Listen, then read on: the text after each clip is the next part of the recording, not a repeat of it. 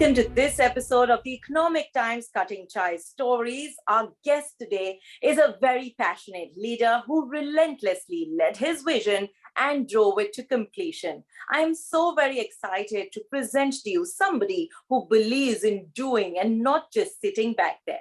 Somebody who believes in leading by example, and somebody who makes sure that his team is along with him at all spots.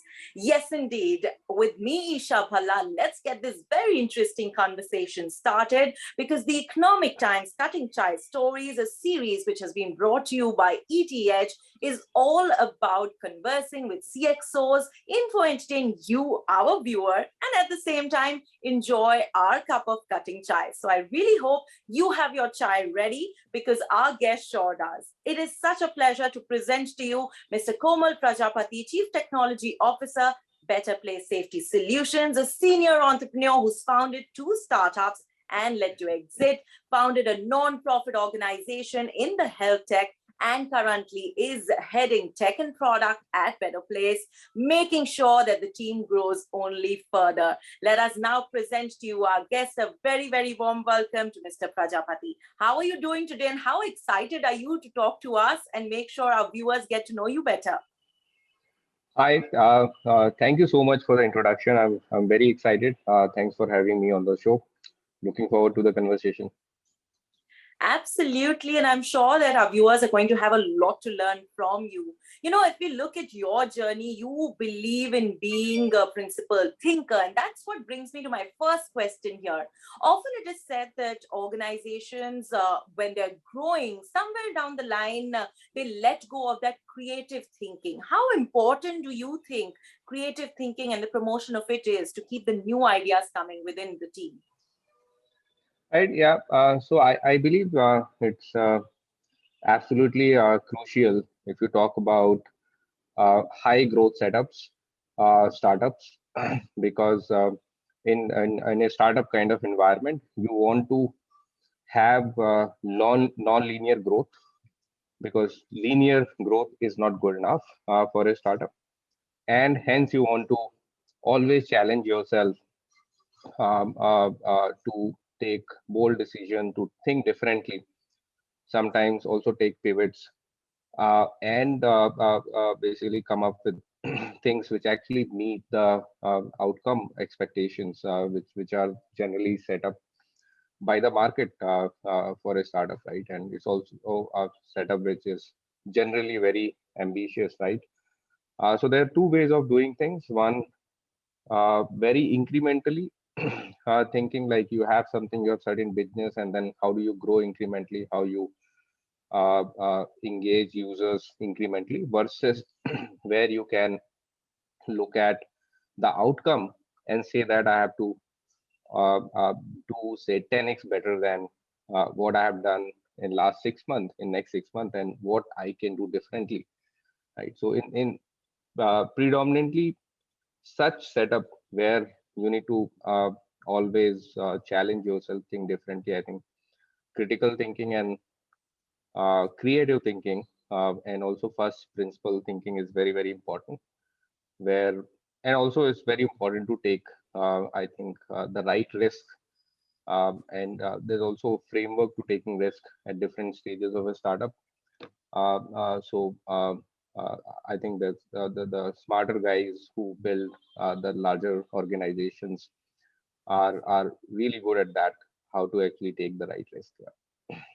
Absolutely. So, principle thinking, making sure that you have that creative light still on, making sure that that's the way you work. See how you can progress continuously. And that's what sort of brings me to my next question. You know, all this thinking, all this foundation, and everything that's inbuilt in you comes from the growing up years. So, we'd love to know what your childhood was like, what your early career was like, and what is it that sort of has stayed with you till date? Yeah. So yeah, happy to share that. I think this is first occasion where someone has asked me about that. So I'll need to think a little bit about the childhood days. So it was, I think, both. I can share the instances both in good ways and bad ways. How I was Absolutely. different. So I was very introvert kid in the school. My father was in government services. He was a doctor and transferable job across different districts of Uttar Pradesh. And I got to meet a lot of different backgrounds of people from different backgrounds. So I was there in small town, village kind of schools, and also then good schools, missionary schools in urban setup. So one thing that I really learned in my journey, and I started believing strongly, and I still believe, is lack of resources make people really smart. I found people who came from that background of lack of resources, more frugal, I think had lesser innovations in general, and they were doing better in life then and now. So that was one of the, I think, great learnings all over. And apart from that, I think it's very important to keep learning from everyone around you, and that's something which I have picked up from my childhood days. Again, thanks to basically my exposure, and also from my family. My father was basically a person who believed in the similar set of things, and he was a very good influence on me uh, uh, in leading things Right. or practicing things. And then I picked up few of these things from him. A few other things that basically I did, I think, looking back good in my childhood was I studied very less. So, and the reason, so that was bad for my mother, but good for my father, because my father always advocated for doing things in least time and being most efficient. So I really picked up that thing, how I can actually get good grades by studying minimum. How can I minimize the effort and maximize the outcome, and how can I finish the homework quickly, and then create more time. So I used to read a lot of comic books. I used to read a lot of newspaper in my childhood, and I also got deeply interested in few of the, I would say, topics, and I used to read about them. Uh, I used to read how stuff works a lot at that point of time because I was interested in physics. So, yeah, uh, yeah. So these are the things that I believe I still can recollect, and I continue to these things continue to add value currently. I think it's so nice to press the rewind button and go back there, remember those golden days, and you shared some beautiful memories and anecdotes there. I'm sure your father set a fantastic example, which is why we have a leader like you today. And I think something common between you and I is that I love comic books too. The only difference is that I had a comic inside my study book. So again, my mother didn't appreciate that, but today I can candidly say this. But thank you so much for sharing that with us. You know, you mentioned how exposure led you to being what you are today, to have this open mind to a lot of learning, and how learning has to be an everyday thing. So I'd like to know from you, what is that one learning experience that you've had from a mentor or somebody who's guided you, or that one tip to success that has stayed with you? Yeah. So there are a bunch of things. If I have to actually think back, um, in my current organization, Better Place, I really appreciate Praveen Agarwala, who is CEO at Better Place, and also implicitly, I follow him as mentor, and I always learn something or other every time I interact with him. So one of the most important things that I am trying to practice is simplify things in order to be effective. Right. When there are too many things to do, too much to achieve, the goals are large. It's very important to uh, uh, think hard to be able to simplify. Yeah, so that's what I am currently uh, uh, learning. at this point of time, and I would say is also sort of uh, uh, uh, uh, helping me a lot in not just my work but a lot of other things. Yeah. Fantastic. So, really simplifying the issue and working towards it. Okay. Now, if I was to ask you, there are so many young viewers, so many young leaders who are watching this show right now. So, I'd love for you to tell them one leadership quality that you feel one must really, really have to grow and to really take up their space and create a name for themselves. Right. Yeah. So I think in modern world, see, my exposure and experience has been very specific kind. Um, I worked at Microsoft, but tried some startups in parallel, non-profit in parallel, and then worked at founding startup and basically through them for 6 years. And now I'm working at a better place, which is sort of like next level from where I left in my startups in terms of scale, growth, and exposure. So with respect to basically this context, I would say it's really important to be to execute well. So pick up less, but pick up, say, interesting goals which are interesting to you, and important goals, and get things done, whatever it takes, right? And that's what makes, I think, the good organizations at the end of the day. And in the journey, when you are working with multiple folks around you, Yeah. uh, uh, basically you have to look at how you enable everyone to identify the right impact areas, goals for themselves, and be able to succeed in that, right? So, genuinely helping people around you rather than looking at basically working with people from people management aspect, but looking at people, working with people to help them make impact Right. uh, is, I think, something which I always look at, right? So, um, uh, yeah. So personally, for me, what is very important is pick up right goals. Um, do not overcomplicate and achieve it. Stay very calm and stay very aggressive, and help everyone do that around yourself. Right. So, really setting your goals right and working towards it, being a lot more realistic there.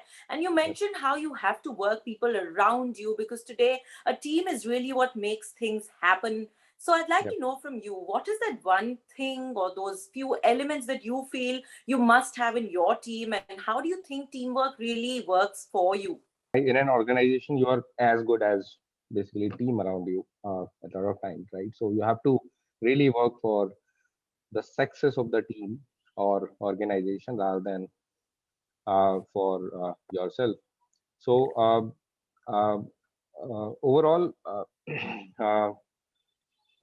it's I think very imperative to have sort of a working relationship and working model where basically people are ready to take extended ownership at any point of time, go out of the way to actually ensure that final goal is met and not just their part.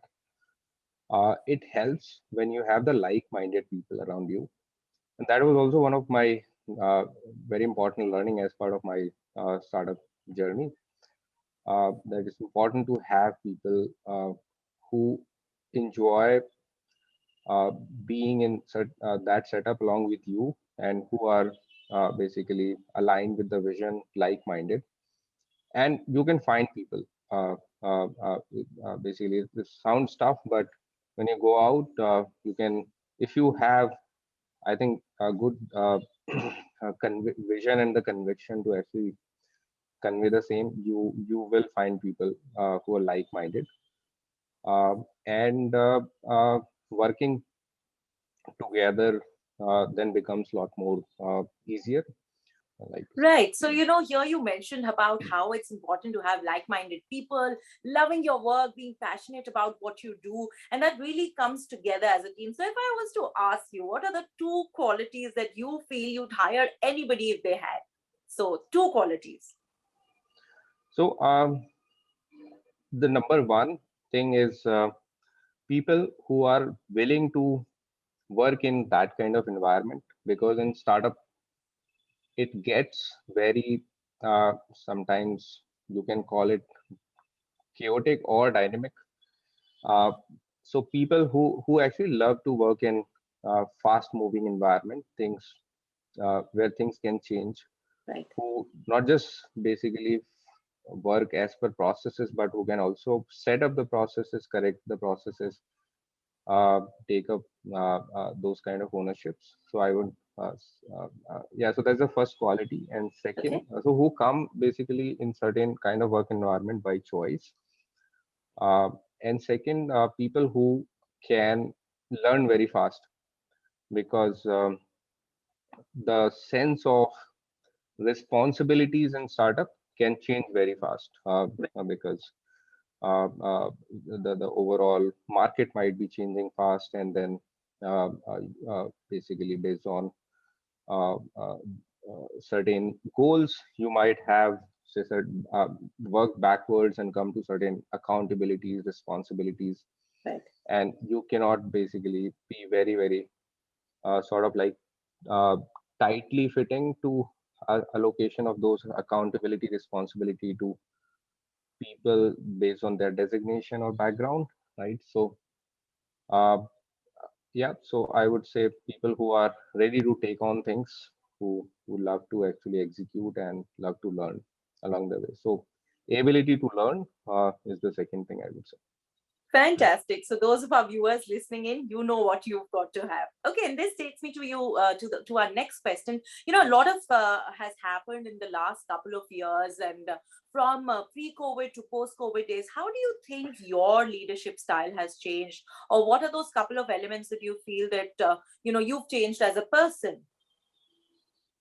Right. I think these have been challenging times for a lot of people, organizations, and also teams in terms of basically not being able to feel that connect or tactile basically sense of basically being able to connect to each other or talk to each other. So overall, I think we have gone through all those challenges during COVID times, and fair share of I think learnings as well.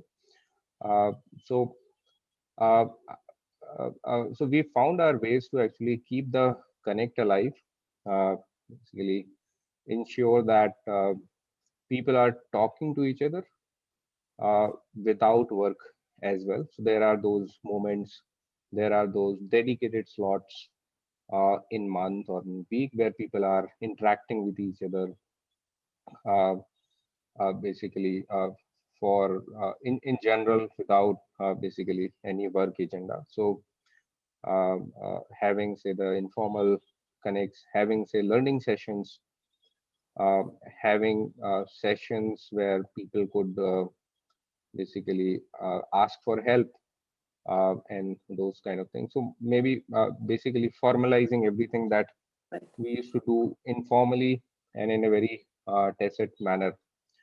So we've been looking at a lot of those things, and uh,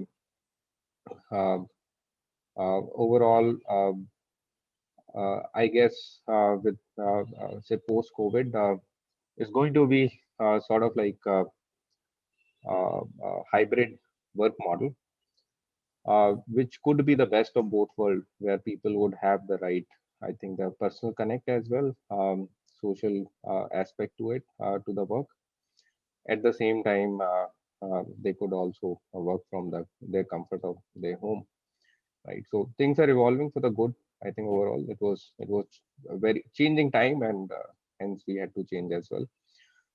But there are still challenges at this point of time, because the kind of learning that happened when people are making for meeting for chai break, the kind of like implicit context building or learning that happens in such breaks, or say over lunch table, is something which is hard to replicate. So I would not say things are have been perfect, but we are actually trying to.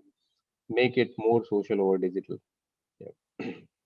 Right. So really, those physical chai breaks are going to be back soon. But till then, getting to know you better over our cutting chai is what happens right here.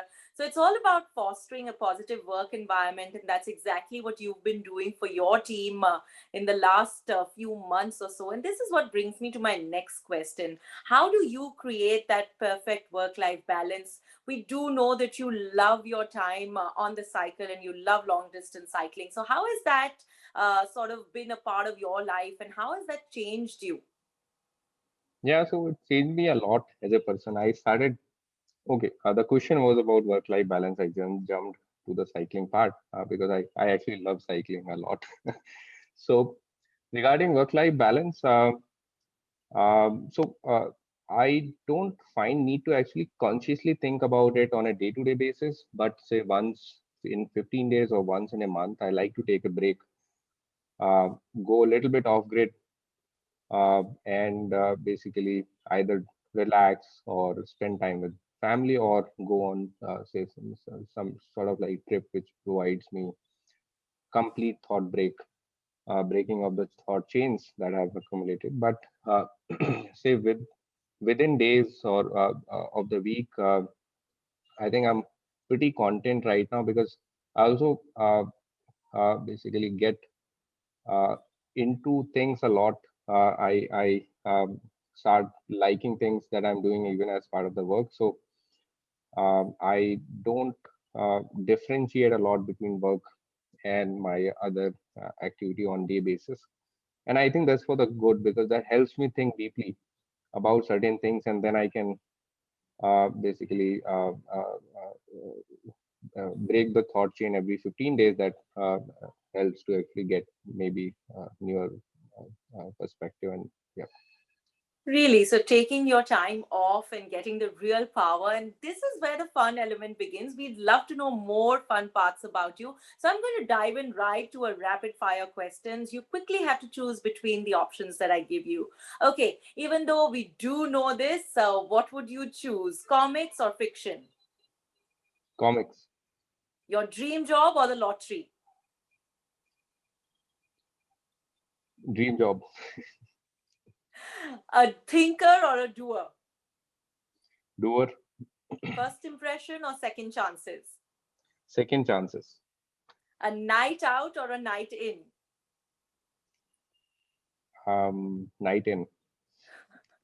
Okay, WhatsApp groups on mute or not? On mute. Yes. You love to drive or would you prefer cycling? I love both, but cycling more. Okay, fantastic choice there. Okay, the final two. Let's get to know what you love eating, a savory dish or desserts for you. I think would be the first one. Okay, and iced tea or would you prefer our very special hot and piping cutting chai? Any day, uh, hot cutting chai. Fantastic. And that is what makes this episode so very interesting. What I'm going to do now is rope in yet another leader and ask you a few questions because we'd love to know your thoughts on this. So let me now extend a very warm welcome to Mr. Aditya Agarwal, Head Large Enterprise, Lenovo, India. So very nice to see you, Mr. Agarwal. Same here. Hi, Komal. Hi, Aditya. How are you? Good. How are you? Good as well. Thanks. All right, and I'd like to ask both of you a couple of questions there. My first question to both of you will be: what do you feel are the main challenges that your organization feels when it comes to IT asset management lifecycle? May I please request Mr. Agarwal to take a lead? So I'll, just increase the scope a bit, right? I mean, it's not just going to be IT life cycle. I would say that what are the challenges that, let's say, since we are an IT organization, we are facing, and also to broad base to some extent. I think, see, the two challenges that our organizations are facing are the human and the IT challenges. Of course, human COVID, it's a no-brainer. Thankfully, the third wave seems to have kind of petered out. But it's been three waves, and keeping people engaged productive, the mental health part, all of that are big challenges. I haven't been to office much in past 2 years now, right? So that's a challenge. How do we keep people engaged, productive? And that's also the IT challenge that we see across. While innovation has happened at a breakneck speed, and to some extent it has helped a lot of IT organization leap forward 10 years. I've heard a lot of our customers say that they leave 10 years where they thought they wouldn't. But how do we keep those people productive? People are talking about work from anywhere now, right? And just yesterday, I saw some news articles of some companies actually, making that formal, that it's about work anywhere, which we have been talking about. People just don't want to go to office or stay at home. Now Right. the challenges that we face are productivity challenges, connectivity challenges, security challenges. Those are big deals, right? And so that's what it is. And of course there are opportunities, but on the human side there is a cost, but there are opportunities that these challenges bring. Right. So really working on motivating your team the right way, and like you said, lot many challenges that you've been facing. Let me now turn this question over to Mr. Prajapati. Mr. Prajapati, what do you feel that your organization, and being a startup, what do you feel are the challenges that you all are facing? Yeah, so I mean, given the context of backdrop of pandemic that we are into, I think when we went into say work from home with very abrupt timelines, it was sort of a switch that we had to make for almost all the people, all the teams, from being say the desktop systems based to laptop driven and working from home. So there was definitely a logistical distribution challenge, and also the challenge of maintaining the assets in distributed locations and collecting the assets. Currently, the newer people who are joining the organizations, they're also doing 100% digitally, right? So to be able to actually manage the assets uh, with for the people who are across all the locations. So that's definitely one of the challenges. And then again, with that comes also the security and also managing the say more choices for people that have come in at this point of time, because there's no sort of like office machine anymore, Yeah. right? Yeah. Yeah. So for security, we have looked at say a bunch of options, and I think a bunch of say third-party software solutions to ensure that the environments are safe, people are following the right guidelines, practices, the content is safe. There's nothing which is going out of laptop which belongs to the organization, and at the same time for uh, it's also a challenge to actually work with the right vendor partners who Right. can basically maintain the right diversification of or the types or the SKUs. So earlier the number was lesser. Currently the number is higher, and because laptop has become the primary thing, Yeah. and so choices are more. So I think it's a different way of working again on that. Yeah. So really, security being a main issue there, and I'm sure work is on making sure finding solutions to these challenges. So here, I'd like to ask my next question to Mr. Agarwal first. That what are the various strategies that your organization has adopted when it comes to planning, to configuration, deploying, and asset disposal? So, well, we help other organizations do that because as an IT, but what we see as a trend that we see other organizations talking about is the whole movement from capex to opex, saying that we don't want to buy right out, we want to utilize our capital better, and with that we take care of the whole life cycle. But I mean, we are a small organization that way. Okay, so let me put that question to Mr. Prajapati. Right. So I think it's more of a, as he said, the logistical plus software aspect,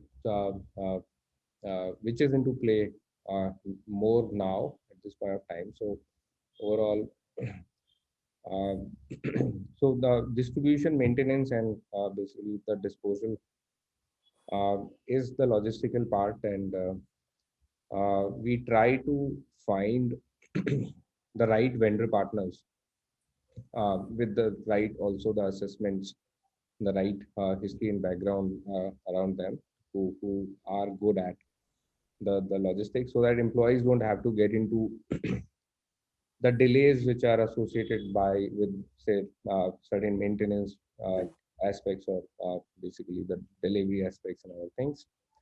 On the software side, so it's mostly about ensuring the security of the data, as well as ensuring that basically there's no sort of like malware which comes in. So we use multiple solutions. We are trying out, in fact, solutions around MDM, which can monitor the device remotely in terms of various health parameters, various the data exchange parameters or network parameters, and also actively use antiviruses on all the devices. Yeah. So great to know how you are really controlling endpoint devices and ensuring policy, regulatory, and compliance there. And I'm sure Team Lenovo India can only help you better that. So once again, let me take this opportunity by thanking both of you, Mr. Komal, Prajapati. It's been a pleasure listening in, learning from you, and taking all those key points on what to do to be a better leader for tomorrow. Mr. Aditya Agarwal, thank you so very much for joining us, for telling us the sort of issues that you as an organization are facing, and how organizations across the world can take your assistance in really working towards creating a safe environment for their workplace. So thank you, both of you. It's been a pleasure listening in. Thanks a lot.